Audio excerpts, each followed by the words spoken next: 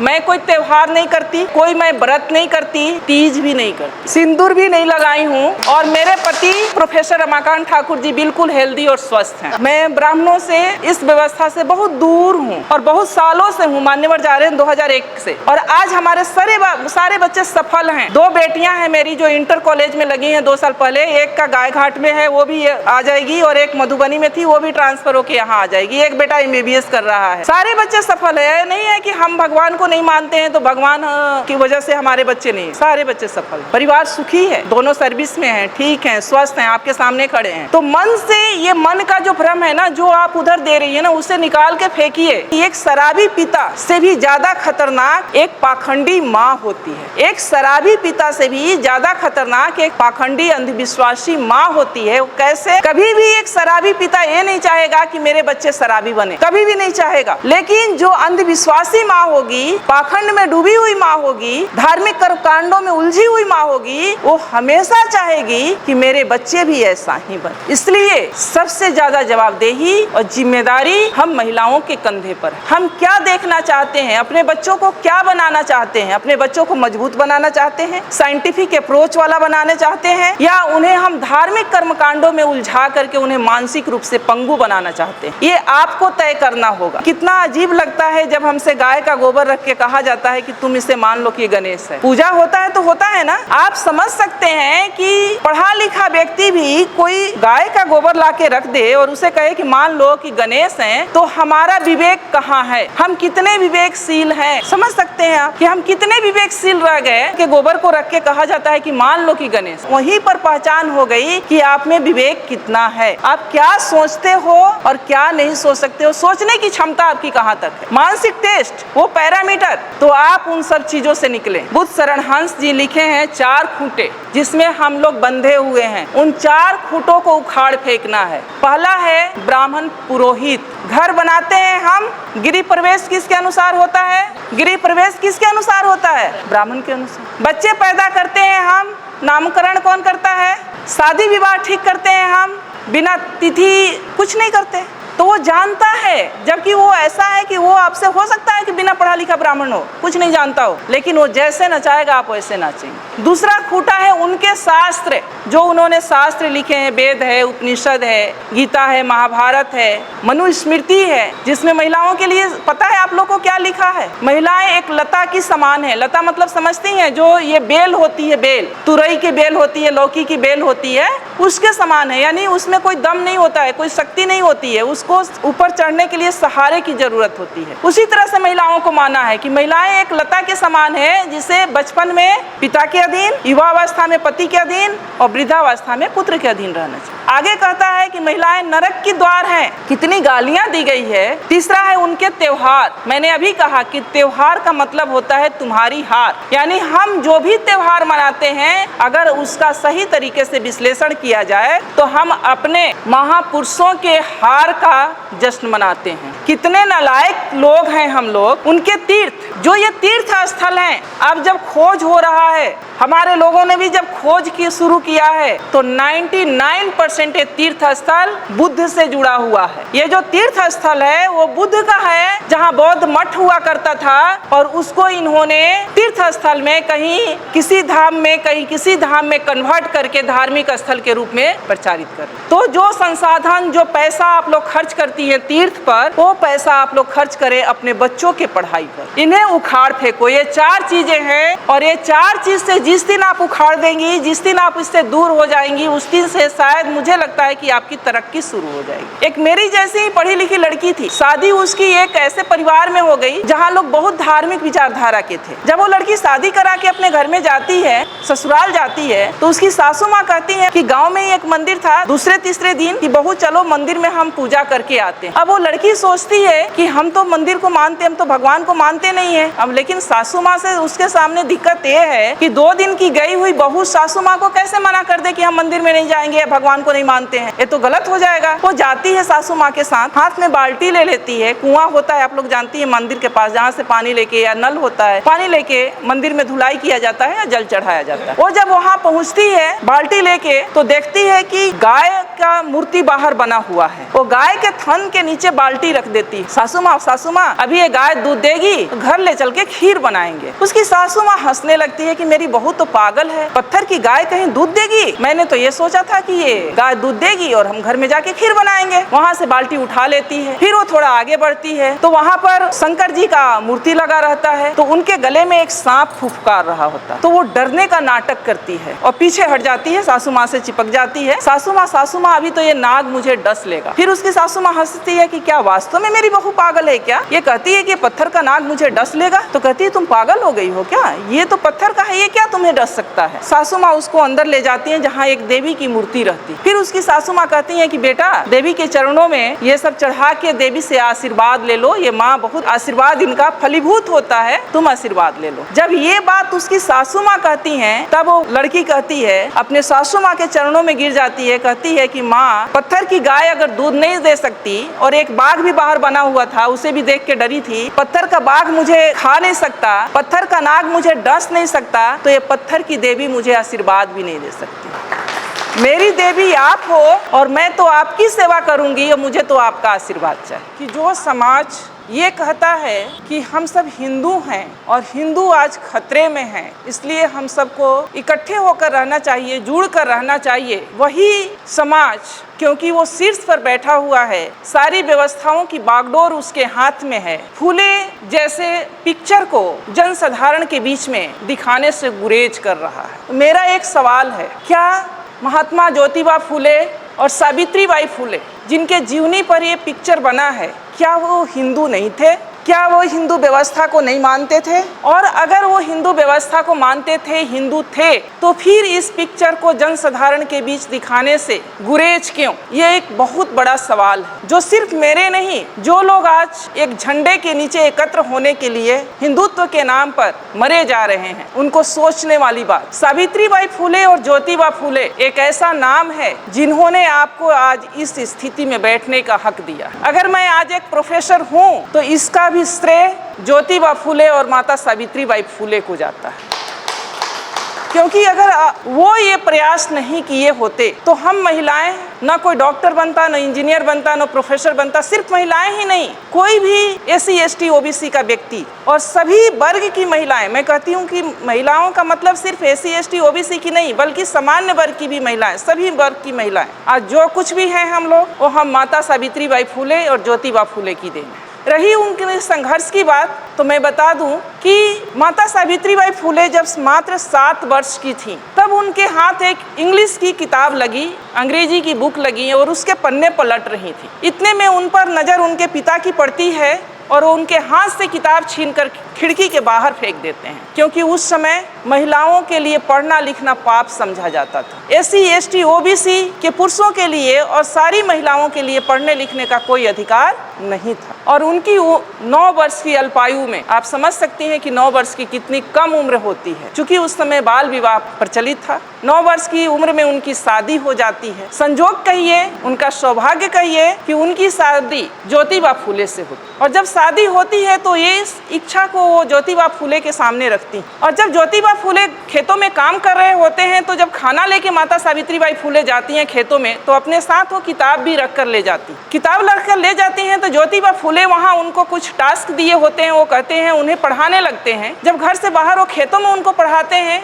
कुछ दिन के बाद इसकी चर्चा उनके पिता तक पहुँचती है कि ज्योतिबा फूले अपनी बहू को यानी अपनी पत्नी को पढ़ना लिखना सिखा रहा। चूँकि उस समय महिलाओं के लिए पढ़ना लिखना किसी पाप से कम नहीं था, पढ़ने लिखने का कोई अधिकार नहीं था महिलाओं को। तो उनके पिताजी इस पे नाराजगी व्यक्त करते हैं कि अच्छी बात नहीं है, आप सावित्री को पढ़ाओ लिखाओ नहीं बेटा, घर का काम काज करने दो बहू को, ये अच्छी बात नहीं है, क्योंकि जब तुम ऐसा करोगे तो अपने जाति बिरादरी के लोग या समाज के लोग इसका विरोध करेंगे। लेकिन ज्योतिबा फूले नहीं मानते। वो शुरू से इस व्यवस्था को चूंकि बहुत करीब से वो देखे थे। वो भी घटना आप लोग को पता होगा कि जब वो अपने एक दोस्त के सवर्ण दोस्त के शादी में जाते हैं पगड़ी बांध बांध करके, और वहाँ पर जब वो व्यक्ति, एक उस वर्ग का व्यक्ति, उस जाति का व्यक्ति ये कहता है कि ये ओबीसी का व्यक्ति हमारी जाति की शादी में क्या कर रहा है, उन्हें अपमानित किया जाता है, तब उनको समझ में आता है कि शिक्षा कितनी जरूरी है और शिक्षा के बाद भी बहुत कुछ नहीं बदलने वाला। फिर वो प्रण करते हैं कि नहीं, चाहे जो हो जाए लेकिन मैं सावित्री को पढ़ाऊंगा जरूर। बातें यही नहीं रुकती है। एक दिन उनके पिता उनके सामने एक शर्त रखते हैं कि या तो बहू को यानी सावित्री को पढ़ाना लिखाना छोड़ दो या तो मेरा घर छोड़ दो। उस समय सावित्री बाई भी हक्के बक्के रह जाती हैं कि पिता समान ससुर दो तरह की शर्त रख दिए, या तो मैं पढ़ना लिखना छोड़ दूं या पति के साथ मैं घर को छोड़ दूं। ज्योतिबा फूले कहते हैं कि डरने की बात नहीं है, हम पढ़ना लिखना नहीं छोड़ेंगे, तुम्हें पढ़ना लिखना है और हम पिता का घर छोड़ेंगे। उस समय बिना झिझक बिना कुछ लिए वो अपने माता पिता का घर ज्योतिबा माता सावित्री बाई फूले के साथ छोड़कर घर से निकल जाते। आज जो हिंदू मुस्लिम हो रहा है उस पर मैं थोड़ा बात करना चाहूंगी। उस्मान शेख एक नाम है जो ज्योतिबा फूले के बहुत अच्छे दोस्त हुआ करते थे। पूना के पेठ बाजार में रहते थे। जब वो घर से निकाल दिए जाते हैं तो उसी पूना के पेठ बाजार में जाते हैं और एक रूम लेते हैं, कमरा लेते हैं, रहने लगते हैं। उस्मान शेख से मिलते हैं। उस्मान शेख भी प्रगतिशील विचारधारा के थे। उस समय पर उस्मान शेख उनका मदद करते हैं ज्योतिबा फूले का। आप सोच सकती हैं कि उनके पिताजी ने उन्हें घर से निकाल दिया बहू के साथ, ये भी नहीं सोचा कि बेटा जाएगा तो रहेगा कहाँ, इसके पास कोई रोजगार है न कोई नौकरी है, लेकिन उस दोस्त ने उन्हें पनाह दी। उनके रोजमर्रे की जितने सामान थे वो खरीद के उन्होंने दिया। अपने घर का एक कोना उन्हें स्कूल खोलने के लिए दी और वहाँ पर वो स्कूल खोलते। सावित्री बाई फूले का पढ़ाई लिखाई जारी रहता है। उस्मान शेख जी की एक बहन होती हैं फातिमा शेख, वो और सावित्री बाई फूले, फिर उनकी चिंता बढ़ती है, इसीलिए वो सावित्री बाई फूले को पढ़ा रहे थे कि ताकि लड़कियों को पढ़ाने में सुविधा हो जाए। वो अपने समाज में SC ST OBC और महिलाओं के लिए शिक्षा का अलख जगाना चाहते थे। दोनों ने मिलकर स्कूल खोला।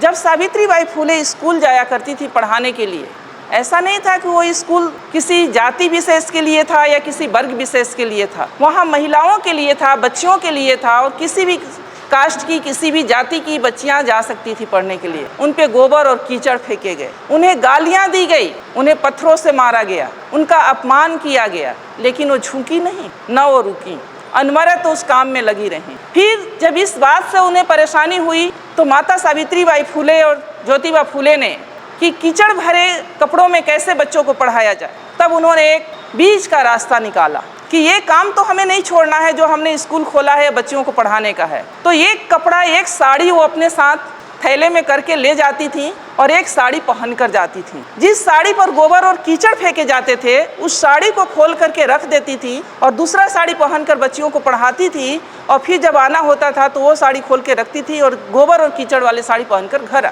आप सोच सकती हैं कि वो महिला जिनके कोई औलाद नहीं थे, सावित्री बाई फूले के कोई अपने बच्चे नहीं थे, अपने संतान नहीं थे, इसके बावजूद भी उन्होंने इतना अपमान क्यों झेला दूसरी लड़कियों को पढ़ाने। आज हम लोग अगर सावित्री बाई फूले की चर्चा कर रहे हैं तो उसके पीछे का राज यही है कि वो निस्वार्थ भाव से पूरे समाज की महिलाओं को मुख्य धारा से जोड़ने के लिए उन्होंने ये काम किया और इसमें हजारों रोड़े आए, उन्हें घर से निकाला गया, उन्हें अपमानित किया गया, उन पर कीचड़ और गोबर फेंके गए, फिर भी वो कभी रुकी नहीं। फूले दंपति इतना अपने काम के प्रति अड़िग थे कि लाखों परेशानियां आने के बावजूद भी वो दोनों रुके नहीं। इतना ही नहीं, उस समय चूंकि कम उम्र में शादी हो जाती थी तो लड़कियां कम उम्र में शादी होने की वजह से बाल विधवाएं भी हो जाती थी और एक बहुत बड़ा अत्याचार महिलाओं के ऊपर बाल विधवा के रूप में था। अगर कोई बाल विधवा हो जाती उसके बाल मुड़ दिए जाते, जैसा कि मान्यवर ने बताया। उसको अच्छा खाने का हक था, न अच्छा पहनने का अधिकार था, उसे कहीं एक रूम में कोठरी में डाल दिया जाए, यानी उसकी जिंदगी एक नरक के बराबर हो गई थी। उससे माता सावित्री बाई बहुत व्यथित थी। उन्होंने इस बात की भी चर्चा ज्योतिबा फूले से की और उन दोनों ने मिल करके एक बाल विधवा आश्रम खोले, जहाँ जो उपेक्षित बाल विधवाएं हैं या जो वैसी बाल विधवा जो माँ बनने वाली हैं किसी कारण से और समाज उनको या परिवार उनको स्वीकार नहीं कर रहा है, वो वहाँ आकर अपनी बच्चों को जन्म दे सकती थी। इतना बड़ा काम उन लोगों ने सिर्फ और सिर्फ समाज के लिए किया। और आज हमने जैसा कि कहा कि पढ़ने लिखने का जो अधिकार मिला, अगर ज्योतिबा फूले नहीं होते, सावित्री बाई फूले नहीं होती, तो छत्रपति साहू जी महाराज नहीं होते, छत्रपति साहू जी महाराज नहीं होते, तो फिर बाबा साहब भी नहीं होते, और बाबा साहब नहीं होते तो ये संविधान नहीं होता, ये संवैधानिक अधिकार नहीं होता, और आज हम यहाँ बोल नहीं रहे होते, आप लोग यहाँ सुन नहीं रहे। अब महिला सशक्तिकरण की बात हम करते हैं। महिला सशक्तिकरण, मैं ये नहीं मानती कि आज भी महिलाएं हमारी कमज़ोर हैं। हमारी महिलाएं सशक्त हुई हैं, ऊंचे ऊंचे पदों पर गई हैं, डॉक्टर बनी है, इंजीनियर बनी है, पायलट बनी है, जज बनी है, हर क्षेत्र में वो काबिलियत हासिल की हैं। लेकिन क्या उनका सशक्तिकरण की दिशा सही है? सवाल यहाँ है, क्या हम उस व्यवस्था को, उन महापुरुषों के त्याग और बलिदान को समझ पा रहे हैं जिसकी बदौलत आज हम यहाँ बैठे हैं, या हम हैं? नहीं।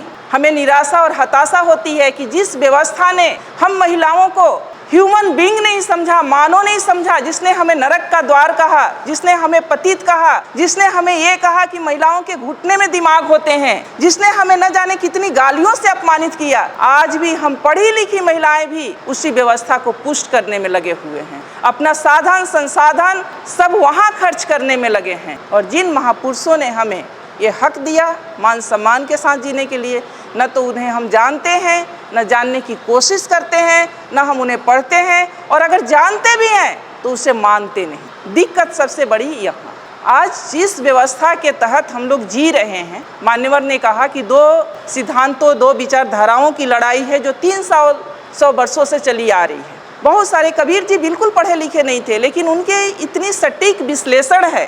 पाहन पूजे से हरि मिले तो मैं पूजू पहाड़, ताते ये चक्की भली पीस खाए संसार।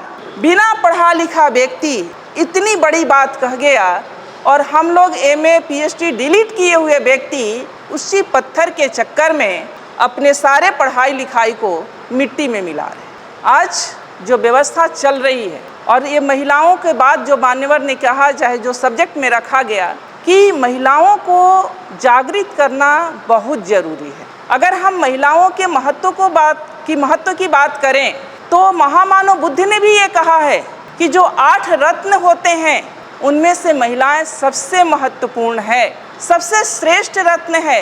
क्योंकि जो चक्रवर्ती सम्राट भी पैदा होता है तो एक माँ के गर्भ से ही पैदा होता है, और उसका पालन पोषण भी माँ ही करती है। इसलिए महिलाएं, जिस समाज की, जिस परिवार की महिलाएं जितनी सशक्त होंगी, जितनी बुद्धिमान होंगी, वो समाज और परिवार उतना ही सशक्त और बुद्धिमान होगा, प्रगतिशील होगा। आज क्या हो रहा है? मान्यवर ने बहुत सही बात कहा कि श्रीमान श्री तो चलाते हैं ऐसे कार्यक्रमों में, और हमारी मतियाँ रह जाती हैं घरों में।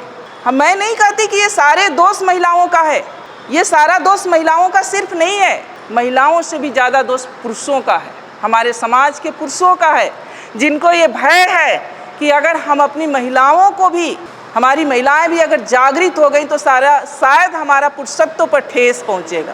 क्योंकि ये हमारा भारतीय समाज मातृ समाज था, मातृ परिवार का समाज था। सिंधु घाटी की सभ्यता को उठाकर पढ़ लीजिए, मोहनजोदड़ो की सभ्यता को उठा करके पढ़िए, मातृ सत्तात्मक परिवार हुआ करता था। माँ के नाम से परिवार का नाम होता था, वंश का नाम चलता था। लेकिन उस सभ्यता को, हमारे मूल सभ्यता को, हमारे मूल संस्कृति को मिटा करके ये जो संस्कृति और सभ्यता हम पर थोपी गई है, जिसके हम सब शिकार हैं, और आज हम उसी में आनंदित हो रहे हैं, ये गलत है। पढ़े लिखे होने के नाते हम लोगों को ये जानना बहुत ज़रूरी है कि हमारा दोस्त कौन है, हमारा दुश्मन कौन है, कौन सी मूल संस्कृति हमारी संस्कृति है और कौन सी मूल संस्कृति हमारी संस्कृति नहीं है। ब्राह्मणवादी व्यवस्था जो है, जिस व्यवस्था में आज हम लोग जी रहे हैं, वो व्यवस्था हमें गुलाम बनाने की व्यवस्था है, वो हमारी व्यवस्था नहीं है। अगर वो हमारी व्यवस्था रहती तो उस व्यवस्था में इतना ऊंच नीच नहीं रहता कि एक को पवित्र और दूसरे को अपवित्र समझा जाता। उसमें 6743 जातियां नहीं बनाई जाती, उसमें महिलाओं का इतना अपमान नहीं किया जाता जिसमें ये कहा जाता कि महिलाओं का अपना स्वतंत्र कोई अस्तित्व ही नहीं है। बचपन में वो पिता के अधीन, युवावस्था में पति के अधीन और वृद्धावस्था में पुत्र के अधीन रहने की अधिकारी है, यानी महिलाओं का अपना कोई अस्तित्व नहीं है।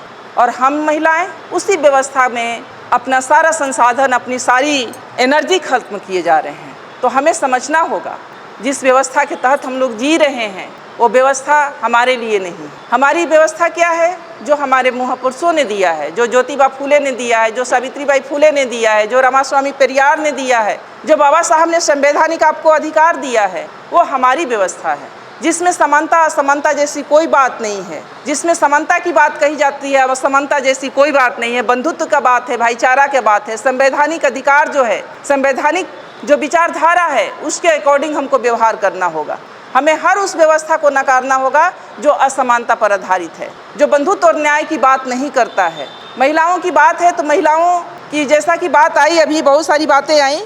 महिलाएं क्या है, महिलाओं को क्यों इतना गुलाम बनाया गया, महिलाएं क्यों इतना सॉफ्ट टारगेट हो जाती हैं, महिलाओं को क्यों अपने कलच में लोग ले लेता है, इसके पीछे का भी रीजन है। अब पढ़ी लिखी महिलाएं हैं तो बाहर निकलने लगी, लेकिन जब पढ़ी लिखी महिलाएं नहीं थी तो पुरुष अपने साथ उनको कहीं भी लेके जाते नहीं थे। वो घर में रहती हैं, वो संवेदनशील भी होती हैं। अगर कोई उनसे ये कह दे कि तुम्हारे परिवार पर, तुम्हारे पति पर या तुम्हारे बेटे पर इस तरह का ग्रह गोचर है और ये करोगी तो ठीक हो जाएगा, तो वो अपना सब कुछ न्यौछावर करने के लिए तैयार हो जाती है। और इसी उसके मनोविज्ञान का फ़ायदा हमारे दुश्मनों ने उठाया। मैं आपसे एक सवाल करती हूँ कि जो माँ, यहाँ बिहार में कल्चर है कि चाहे वो महिला बिल्कुल बेड पर हो, बेड रेस्ट में हो, डॉक्टर ने उसे मना कर दिया हो हर चीज़ से, फिर भी अगर वो जिंदा है तो वो ज्योतिया व्रत नहीं छोड़ती हैं। ऐसा है ना, ज्योतिया करेंगी ही करेंगी, क्योंकि कहा जाता है कि ये ज्योतिया जो है वो बच्चे के लिए है। तो जो माँ या जो महिला इतना 24 घंटे का बिना पानी के, बिना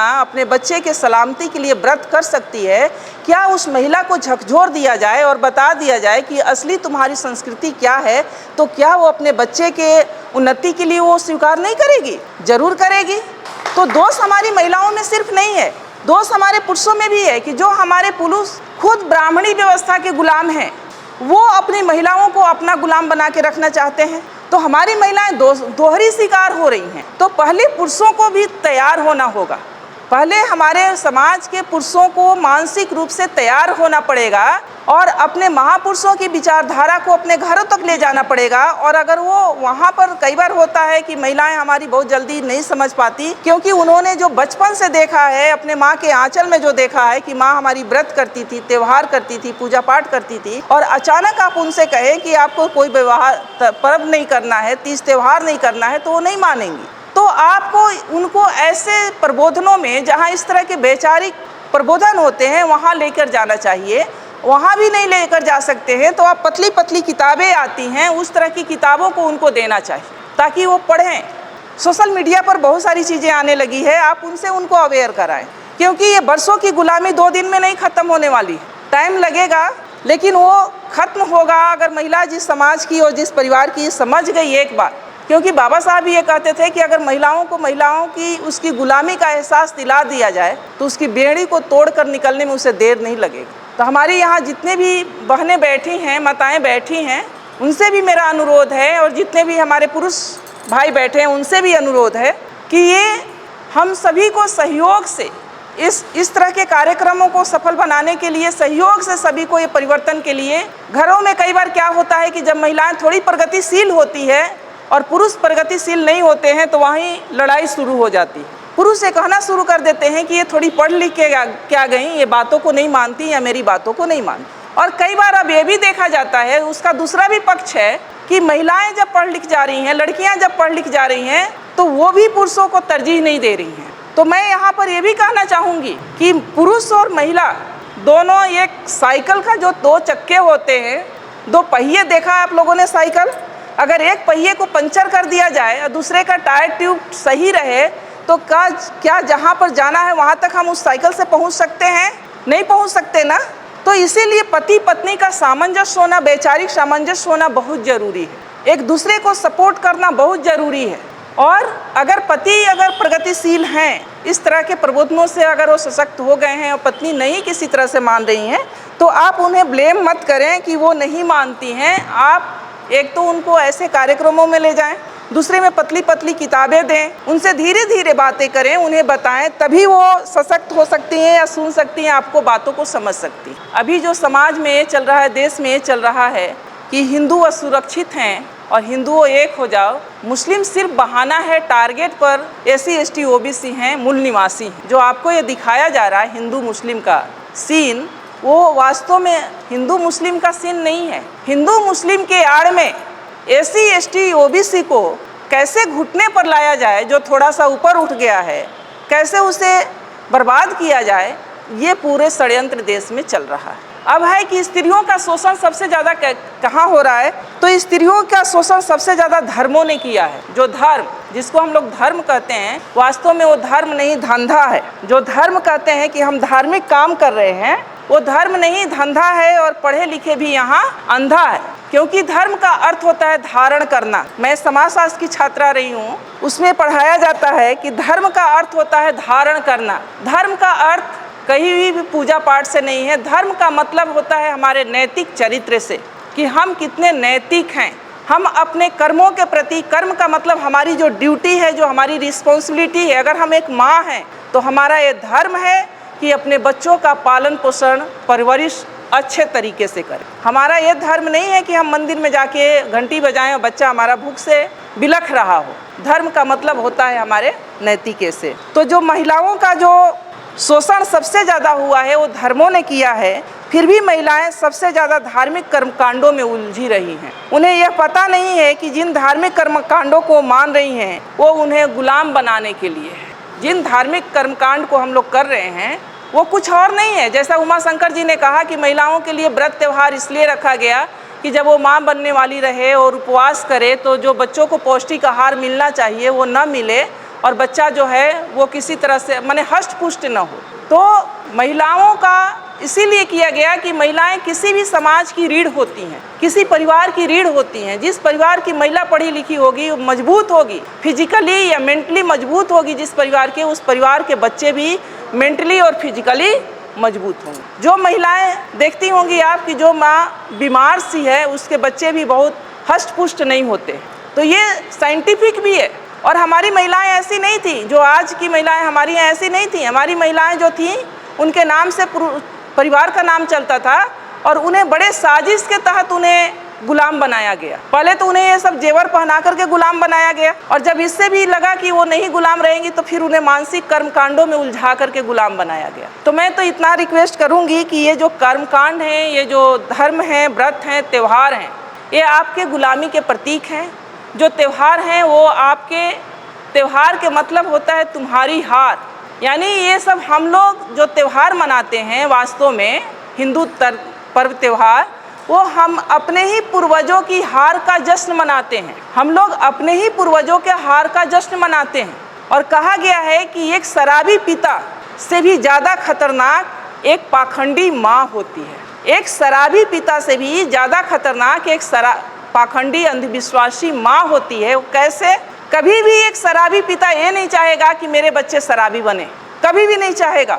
लेकिन जो अंधविश्वासी माँ होगी, पाखंड में डूबी हुई माँ होगी, धार्मिक कर्मकांडों में उलझी हुई माँ होगी, वो हमेशा चाहेगी कि मेरे बच्चे भी ऐसा ही बने। इसलिए सबसे ज़्यादा जवाबदेही और जिम्मेदारी हम महिलाओं के कंधे पर है। हम क्या देखना चाहते हैं, अपने बच्चों को क्या बनाना चाहते हैं? अपने बच्चों को मजबूत बनाना चाहते हैं, साइंटिफिक अप्रोच वाला बनाना चाहते हैं, या उन्हें हम धार्मिक कर्मकांडों में उलझा करके उन्हें मानसिक रूप से पंगु बनाना चाहते हैं? ये आपको तय करना होगा। अगर कोई भी माँ, मैं उदाहरण, कोई भी माँ अगर चाह ले कि मुझे अपने बच्चे को ऐसा बनाना है, तो मैं चाहती हूँ कि दुनिया की कोई भी ताकत उसे रोक नहीं सकती। अगर जो माँ अगर ठान ले कि मुझे अपने बच्चे को कैसा बनाना है, अगर चाह ले कि मुझे अपने बच्चे को एक सफल, सशक्त, मजबूत बनाना है मानसिकता वाला, तो कोई भी दुनिया की ताकत उसको डिगा नहीं सकती। लेकिन कैसे वो बच्चा बनेगा? जब माँ ही उलझी रहेगी, माँ को देखेगा कि माँ हमारी मंदिर में घंटी बजा रही है, तो बच्चा अपने पर कैसे विश्वास, बच्चे को भी यही विश्वास होगा कि जब तक कि भगवान जी नहीं चाहेंगे हम कुछ नहीं बनेंगे। मैं ये नहीं कहती हूँ कि आप लोग एकदम पूजा पाठ को छोड़ दीजिए, लेकिन मैं एक छोटी सी कहानी आप लोग के सामने कहूँगी। एक मेरी जैसी ही पढ़ी लिखी लड़की थी, शादी उसकी एक ऐसे परिवार में हो गई जहाँ लोग बहुत धार्मिक विचारधारा के थे। जब वो लड़की शादी करा के अपने घर में जाती है, ससुराल जाती है, तो उसकी सासू माँ कहती हैं, वैसे भी अमूमन होता है कि गांव में ही एक मंदिर था, दूसरे तीसरे दिन कि बहू चलो मंदिर में हम पूजा करके आते हैं। अब वो लड़की सोचती है कि हम तो मंदिर को मानते, हम तो भगवान को मानते नहीं है। अब लेकिन सासू माँ से उसके सामने दिक्कत ये है कि 2 दिन की गई हुई बहू सासू माँ को कैसे मना कर दे कि हम मंदिर में नहीं जाएंगे, भगवान को नहीं मानते हैं, ये तो गलत हो जाएगा। वो जाती है सासू माँ के साथ, हाथ में बाल्टी ले लेती है, कुआं होता है आप लोग जानती है मंदिर के पास, जहाँ से पानी लेके, या नल होता है, पानी लेके मंदिर में धुलाई किया जाता है या जल चढ़ाया जाता है। वो जब वहाँ पहुँचती है बाल्टी लेके तो देखती है कि गाय का मूर्ति बाहर बना हुआ है। वो गाय के थन के नीचे बाल्टी रख देती है। सासू माँ अभी ये गाय दूध देगी तो घर ले चल के खीर बनाएंगे। उसकी सासू माँ हंसने लगती है कि मेरी बहू तो पागल है, ये पत्थर की गाय कहीं दूध देगी। बोली अरे मैंने तो ये सोचा था कि ये गाय दूध देगी और हम घर में जाके खीर बनाएंगे। वहाँ से बाल्टी उठा लेती है। फिर वो थोड़ा आगे बढ़ती है तो वहाँ पर जो शंकर जी का मूर्ति लगा रहता है तो उनके गले में एक सांप फुफकार रहा होता है। तो वो डरने का नाटक करती है और पीछे हट जाती है, सासू माँ से चिपक जाती है। सासू माँ अभी तो ये नाग मुझे डस लेगा। फिर उसकी सासू माँ हंसती है कि क्या वास्तव में मेरी बहू पागल है क्या? ये कहती है कि पत्थर का नाग मुझे डस लेगा। तो कहती है तुम पागल हो गई हो क्या? ये तो पत्थर का है, ये क्या तुम्हें डस सकता है? तो बोली अच्छा नहीं डसेगा तो नहीं। तो लड़की समझती है दिमाग से कि अब मैं सही रास्ते पर हूँ, अब सासू माँ को समझाना थोड़ा आसान हो जाएगा। फिर उसके बाद सासू माँ उसको अंदर ले जाती हैं जहाँ एक देवी की मूर्ति रहती। फिर उसकी सासू माँ कहती हैं कि बेटा देवी के चरणों में ये सब चढ़ा के देवी से आशीर्वाद ले लो, ये माँ बहुत जो है आशीर्वाद इनका फलीभूत होता है, तुम आशीर्वाद ले लो।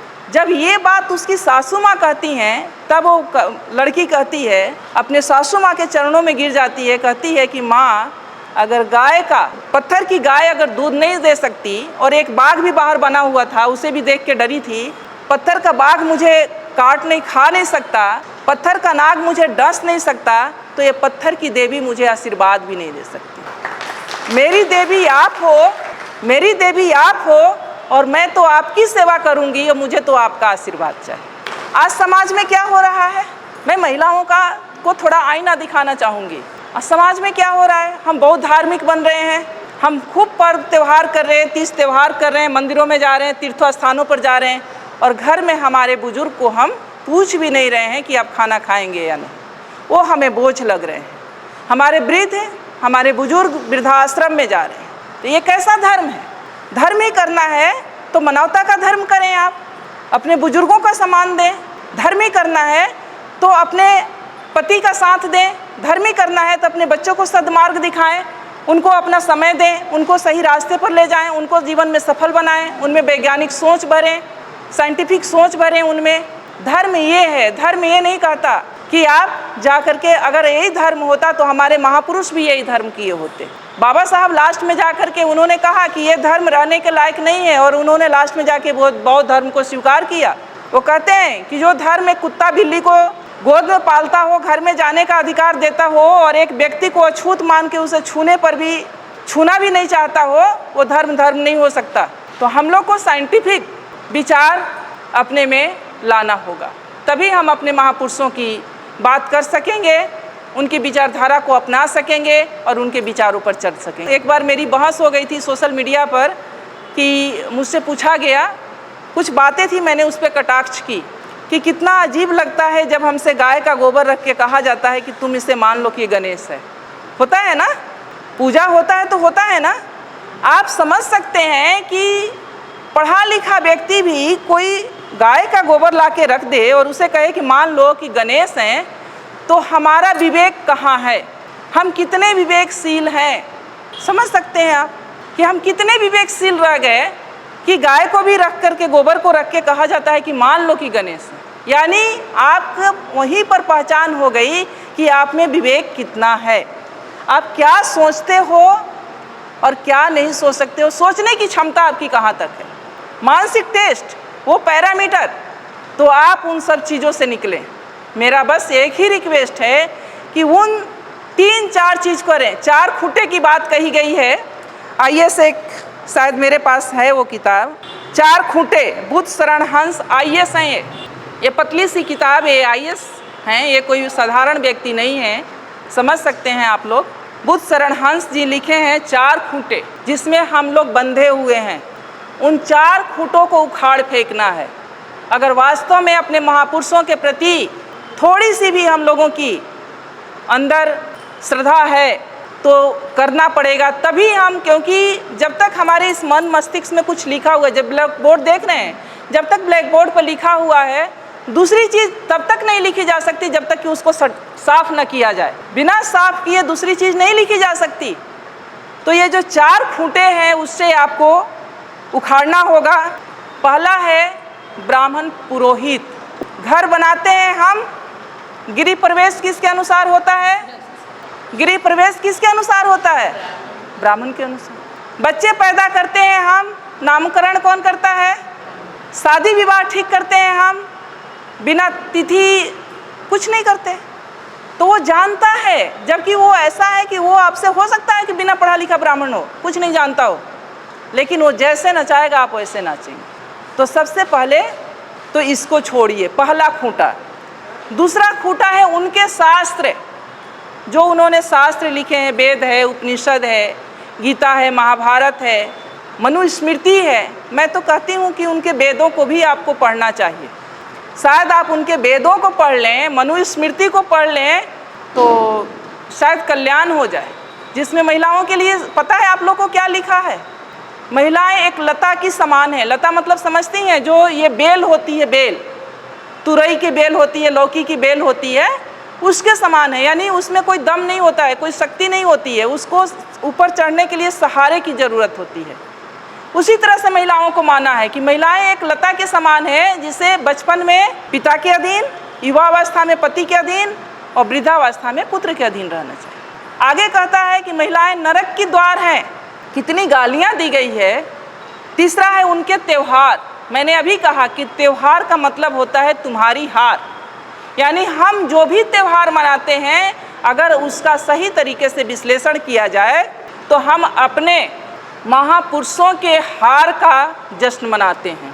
कितने नालायक लोग हैं हम लोग, कितने नालायक लोग हैं हम लोग, जो हम अपने ही पूर्वजों के अपमान, जो उनका अपमान हुआ। देखिए मनुस्मृति, देखिए आ गया ब्राह्मणों का संविधान, जिससे आजकल चल रहे हैं हम सब, अभी भी चल रहे हैं। संविधान लागू होने के 75 साल बाद भी हमारा व्यवहार विचार सब इससे चल रहा है, संविधान से नहीं चल रहा है। क्योंकि अगर संविधान से चल रहा होता तो समता, समानता, बंधुत्व और न्याय की बात हो रही होती। तो दूसरा है कि उनके शास्त्र का से अपना नाता तोड़ लीजिए। उनके त्यौहार, उनके तीर्थ, जो ये तीर्थ स्थल हैं, अब जब खोज हो रहा है, हमारे लोगों ने भी जब खोज की शुरू किया है, तो 99% ये तीर्थ स्थल बुद्ध से जुड़ा हुआ है। ये जो तीर्थ स्थल है वो बुद्ध का है, जहाँ बौद्ध मठ हुआ करता था, और उसको इन्होंने तीर्थ स्थल में कहीं किसी धाम में, कहीं किसी धाम में कन्वर्ट करके धार्मिक स्थल के रूप में प्रचारित कर दिया। तो जो संसाधन, जो पैसा आप लोग खर्च करती हैं तीर्थ पर, वो पैसा आप लोग खर्च करें अपने बच्चों के पढ़ाई पर। मेरा कहना है कि बच्चों के पढ़ाई पर इन्हें उखाड़ फेंको। ये 4 चीज़ें हैं, और ये 4 चीज़ से जिस दिन आप उखाड़ देंगी, जिस दिन आप इससे दूर हो जाएंगी, उस दिन से शायद मुझे लगता है कि आपकी तरक्की शुरू हो जाएगी। और इसके लिए बहुत ज़रूरी है कि हम मानसिक रूप से बहुत मजबूत बने, तर्कशील बने। ये करना इतना आसान नहीं है। मैं आज आपके सामने खड़ी हूँ तो मुझ में कुछ परिवर्तन आप लोग को दिख रहा होगा, शायद नहीं भी दिख रहा होगा। तो कुछ चीज़ें मैं नहीं मानती, मैं कोई त्यौहार नहीं करती, कोई मैं व्रत नहीं करती, इवन यहाँ तक कि जिउतिया भी नहीं करती, तीज भी नहीं करती, सिंदूर भी नहीं लगाई हूँ। और मेरे पति प्रोफेसर रमाकांत ठाकुर जी बिल्कुल हेल्दी और स्वस्थ हैं। मैं ब्राह्मणों से, इस व्यवस्था से बहुत दूर हूँ और बहुत सालों से हूँ। मान्यवर जा रहे हैं 2001 से, और आज हमारे सारे बच्चे सफल हैं, सारे बच्चे सफल हैं। इसी मुजफ्फरपुर में 2 बेटियां हैं मेरी जो इंटर कॉलेज में लगी हैं 2 साल पहले। एक का गायघाट में है, वो भी आ जाएगी, और एक मधुबनी में थी, वो भी ट्रांसफ़र होकर यहाँ आ जाएगी। एक बेटा MBBS कर रहा है। सारे बच्चे सफल है। नहीं है कि हम भगवान को नहीं मानते हैं तो भगवान की वजह से हमारे बच्चे नहीं हैं, सारे बच्चे सफल हैं। परिवार सुखी है, दोनों सर्विस में हैं, ठीक हैं, स्वस्थ हैं, आपके सामने खड़े हैं। तो मन से, ये मन का जो भ्रम है ना, जो आप उधर दे रही है ना, उसे निकाल के फेंकिए और आप समझिए कि ये घर मेरा मंदिर है, परिवार ही मेरे देवता हैं। मेरे बुजुर्ग जो हैं, मैं ये मानती हूँ कि जो हमारे बुजुर्ग हैं, माता पिता, सास ससुर, जब तक मेरे ससुर जी जिंदा रहे, हस्बैंड आते थे या नहीं आते थे, मेरा निजी मामला है, लेकिन कभी कभी कहना पड़ता है। मैं गांव में आकर के, साल में 4 बार 5 बार मैं गांव में आकर के मैं अपने फादर इन लॉ के लिए रहती थी। क्योंकि मेरे फादर इन लॉ एक बार गए थे मुरादाबाद, मेरे बड़े जेठ नहीं हैं, तो जेठानी जो हैं तो घर नहीं छोड़ के जा सकते थे, तो उनकी वजह से मैं आके साल में 4 बार 5 बार 5-5 6-6 दिन रहती थी उनकी सेवा के लिए। वो मेरे लिए देवता थे। मेरे माँ बाप, मेरे सास ससुर, वो मेरे बड़े बुजुर्ग मेरे लिए देवता थे। तो मैं यही अनुरोध, मेरी माता जी बैठी हैं, इनसे बड़ा देवता कोई नहीं है। ये जिनके घर में भी हैं, उनसे, उनके घर के लिए मैं बताऊं कि उनसे बड़ा कोई देवता नहीं है। और कहीं उनको तीर्थ और मंदिर और मस्जिद और कहीं तीर्थ यात्रा पर जाने की ज़रूरत नहीं है जिनके घर में बुजुर्ग हैं और जिनके घर में बच्चे हैं। लेकिन इसके लिए आपको अपने अंदर से मजबूत बनना पड़ेगा, अपने भय को निकालना पड़ेगा, अपने डर को निकालना पड़ेगा। अगर सावित्रीबाई फुले भी हमें लोग के जैसा अगर उसी व्यवस्था में उलझी हुई होती, पेशवाओं का राज था उस समय, आप सोच सकती हैं कि कितना शक्ति थी, तो आज यहाँ उनका बैनर लगाकर और फोटो लगाकर हम लोग चर्चा नहीं कर रहे होते। तो उसको पढ़िए, उसको समझिए, उसको जानिए और आपके जो संसाधन हैं, जो पैसे हैं, जो समय है, उसको बचाइए अपने परिवार पर, अपने समाज पर, और इस तरह के कार्यक्रमों में खर्च कीजिए। जो आप उधर खर्च करें, इस तरह के कार्यक्रम में खर्च कीजिए, लोगों को इकट्ठा कीजिए, उनमें ये जागृति फैलाइए, ये विचार फैलाइए, तो शायद इससे ही हमारे समाज का कल्याण होना है। नहीं तो अगर हम उधर हैं तो उधर एक पशु से ज़्यादा हमारा महत्व नहीं है। उधर अगर हैं, हम जिस व्यवस्था में हम लोग जी रहे हैं, अगर उसी व्यवस्था में हैं तो किस स्थिति में हैं और क्या आपका महत्व है, आप लोग भी हमसे अच्छा जानते हैं। SC ST OBC के लिए क्या कहा गया है, उसको पढ़ने लिखने का अधिकार नहीं है, उसको संपत्ति रखने का अधिकार नहीं है, उसको अच्छा कपड़ा पहनने का अधिकार नहीं है, अच्छे मकान में रहने का अधिकार नहीं है।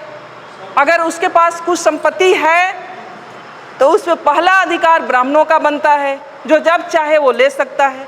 तो क्या आप लोग चाहेंगे कि ऐसा हो? चाहेंगी? कोई माँ नहीं चाहेगी, कोई बहन नहीं चाहेगी कि हमारे बच्चों के साथ ऐसा हो। हर माँ, हर बहन यही चाहेगी कि हमारे जो बच्चे हों वो स्वतंत्रता के साथ, आज़ादी के साथ एक सशक्त मानव के रूप में ज़िंदगी जिए। तो उसके लिए व्यवस्था भी हम लोग को बनानी पड़ेगी, क्योंकि आज जिस व्यवस्था में थोड़ा सा हम लोग बोल पा रहे हैं, कह पा रहे हैं, हमारे महापुरुषों की देन है। और उनकी जो रोपे हुए पौधे का जो फल हम लोग खा रहे हैं, तो हम लोग की भी ये ड्यूटी बनती है कि अपने आने वाली पीढ़ी के लिए हम लोग भी एक रास्ता बना के जाएं, ताकि आने वाली पीढ़ी हमारे स्वाभिमान के साथ जी सके, एक मान सम्मान के साथ जी सके। मेरा जो जीवन का अनुभव है, मैं आपको बता सकती हूँ कि मैंने ऐसा नहीं है कि मैं शुरू में नहीं करती थी, मैंने 1-2 साल किया था। फिर मैं जहाँ पर रहती हूँ, मैंने देखा कि जब मेरे घर से फ़ोन जाता था कि ज्योतिया है या तीज है, चूँकि मैं सर्विस में हूँ तो मुझे भी उतना आभास नहीं होता था, छुट्टी नहीं होती वहाँ उतनी। तो मैंने कहा कि वहाँ के लोग नहीं करते, कोई नहीं जानता ये ज्योतिया क्या होता है, ये तीज क्या होता है, वो दूसरे महीने में। तो मैंने अपने दिमाग में ये सोचा कि ऐसा कैसे हो सकता है कि बिहार की माँ के लिए बच्चे अपने इतने प्रिय हैं और यहाँ की माँओं के लिए बच्चे नहीं प्रिय हैं। ये तो पूरे इंडिया में एक दिन होना चाहिए, ये तो बड़ा घालमेल है। फिर मैंने 1-2 साल मेरे तर्क चला, फिर मैंने छोड़ दिया। हमने कहा ये सब कुछ नहीं है, मन का भ्रम है, और मन के भ्रम के अंतर्गत ये सब कुछ हम लोग कर रहे हैं। तो ये सब एक तरह से हमारे मन का भ्रम ही है, और उस भ्रम में हम लोग पड़े हुए हैं। और जब तक हम लोग उस भ्रम से निकलेंगे नहीं, तब तक हम अपना सांस्कृतिक जो हमारी अपना कल्चर है उसको अपना नहीं पाएंगे। तो इसलिए मेरा एक अनुरोध यही है कि आप लोग अपने महापुरुषों को पढ़ें, उन्हें सुनें, उन्हें समझें, उन्हें जानें और उनके बताए हुए मार्ग पर चलने का प्रयास करें, ताकि हमारी आने वाली जो पीढ़ी है उससे भी एक अच्छा माहौल, एक अच्छा समाज और अपने महापुरुषों से जो मिली हुई आज़ादी है उसका उपभोग करने का अवसर मिले।